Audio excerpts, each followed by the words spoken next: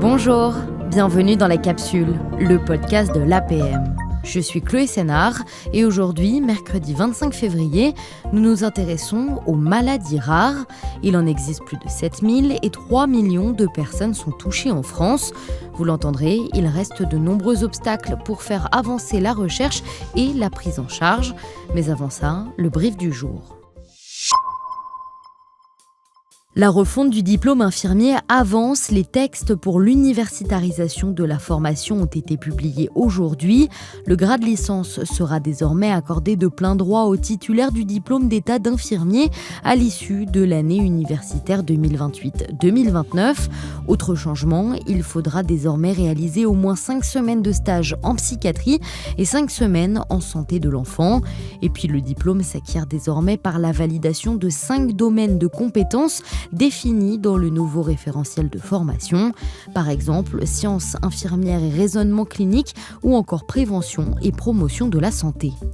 Alcool, tabac, cannabis et cigarettes électroniques, la consommation des collégiens et lycéens passés au crible dans l'enquête en classe réalisée par l'Observatoire français des drogues et des toxicomanies. En 2024, l'alcool baisse mais reste la substance la plus consommée par les jeunes. Ça concerne 54% des collégiens et plus de 72% des lycéens. Le tabagisme baisse aussi, surtout comparé à la cigarette électronique. Un collégien sur 5 et près d'un lycéen sur 2 l'ont expérimenté, avec une progression de l'usage tout au long du collège et du lycée. Les résultats d'une étude française sur la PrEP présentée aujourd'hui à la conférence sur les rétrovirus et les infections opportunistes aux États-Unis. Pendant 8 ans, plus de 3000 hommes gays ou bisexuels ont pris la PrEP, traitement qui vise à prévenir l'infection par le VIH. Résultat, le nombre de contaminations est très faible, que ça soit avec la PrEP à la demande, avant et après les rapports sexuels ou avec le traitement pris tous les jours. L'étude assure aussi un bon profil de sécurité de la PrEP à la demande, à l'exception peut-être d'un taux accru d'effets indésirables gastro-intestinaux. L'épidémie de grippe terminée en métropole, annonce Santé publique France. 9 régions sont désormais en post-épidémie et 4 sont au niveau de base. En revanche, l'épidémie se poursuit aux Antilles et en Guyane. Les hospitalisations en oncologie en France sont en hausse constante depuis 2021. Pendant le Covid, le nombre de patients hospitalisés a diminué de plus de 5% par rapport à 2019. Mais entre 2019 et 2021, le nombre de patients a augmenté de plus de 9%. Vous retrouvez tous ces chiffres en infographie sur le fil APM News. 12 nominations de directeurs et directrices d'hôpital aujourd'hui, annonce du Centre national de gestion. Parmi ces personnes, Anne Egoburu, elle va devenir directrice des hôpitaux Bichat, Claude Bernard et Beaujon. Elle est encore sous-directrice à la direction générale de l'offre de soins jusqu'au 13 avril. Pour le débrief du jour, je suis avec Luli Dokwang, journaliste au service Sciences. Bonjour. Bonjour Chloé. Vous venez nous parler des maladies rares à 3 jours de la journée mondiale consacrée à ce sujet. En France, 3 millions de personnes sont atteintes d'une maladie rare et un traitement efficace existe pour moins de 6% des patients. Alors, comment améliorer le parcours de soins alors qu'il existe encore de nombreux blocages ? L'un des premiers obstacles, c'est le financement. Pourquoi est-ce qu'il est difficile de trouver les fonds nécessaires, Luli ? Alors, le contexte budgétaire, tout d'abord, est difficile pour tout le monde.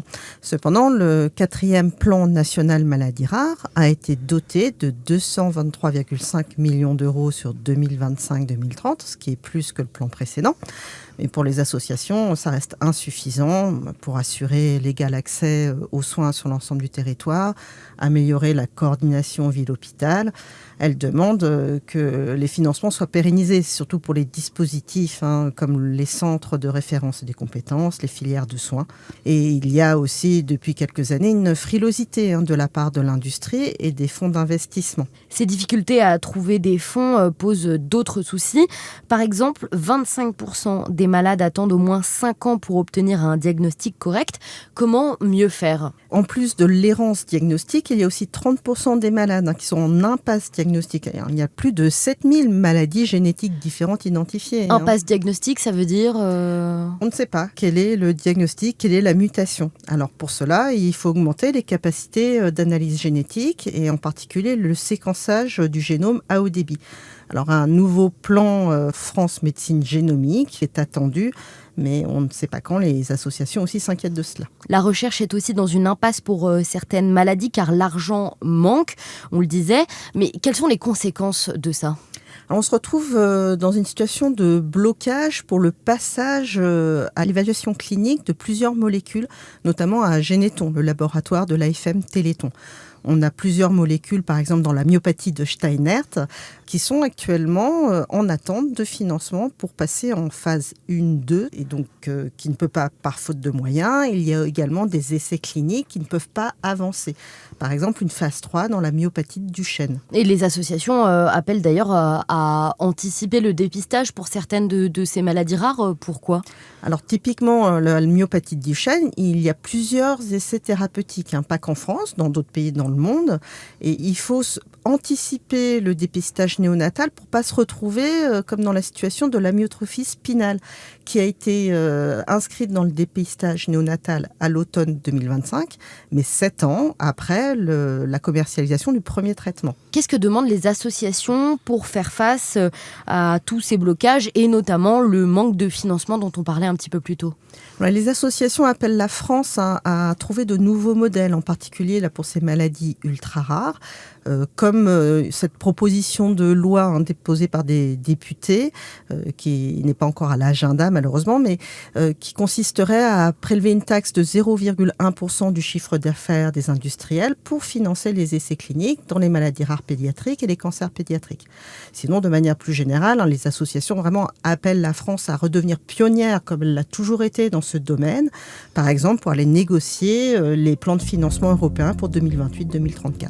Merci beaucoup Louli, toutes ces informations sont à retrouver sur le fil APM News. À demain pour un nouvel épisode.